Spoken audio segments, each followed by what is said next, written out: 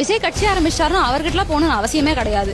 ஒரு கூத்தாடி பின்னாடி போன வரதுக்கு நாங்க வந்து தமிழர்கள் இன்னும் அவ்வளவு கேவலம் கிட்ட போய் எல்லாருமே இருக்க மாட்டோம். உண்மைதானே இல்ல, கட்சின்றதோட ஒரு குடும்பம் மாதிரி நம்மளை பார்த்துப்பாங்க. அதனால கண்டிப்பா பெண்கள் நம்பி வர வேண்டிய ஒரு கட்சினா நாம் தமிழர் தான். ஏன்னா மற்ற இடத்துல அந்த பாதுகாப்போ இல்ல எதுவுமே கிடையாது. போனா கண்டிப்பா வந்து பக்கத்துல உட்கார முடியாது. இங்க வந்து கண்ணியமா இருப்பாங்க, பக்கத்துல உட்காரலாம். நம்பி யாரா இருந்தாலும் பரவாயில்ல, ஒரு சகோதரி கணக்காக தான் பார்ப்பாங்க. அம்மா, தங்கச்சி, அக்கா அந்த மாதிரி தான் நினைப்பாங்க. எந்த அரசியல் கட்சியிலும் இல்லாத அளவுக்கு ஒழுக்கம் இங்க இருக்கு.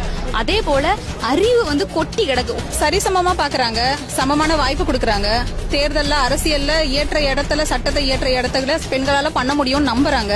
பெண்கள் குடும்பத்தை ஆள முடியுது, நாட்டை ஏன் ஆள முடியாது அப்படிங்கிற ஒரு உணர்வை தட்டி எடுத்தது அண்ணன் சீமான் அவர்கள் தான். எந்த கட்சிகளோட கூட்டணி இல்லாம எந்த தேசிய திராவிட கட்சிகள் கூட கூட்டணி இல்லைன்னு சொன்னாரு, அதை கடைபிடிச்சிட்டு வர்றாரு. பெண்களோட மக்கள் தொகையும் ஆண்களோட மக்கள் தொகையும் ஏறத்தாழ வந்து நமக்கு சமமா இருக்கப்போ அதிகார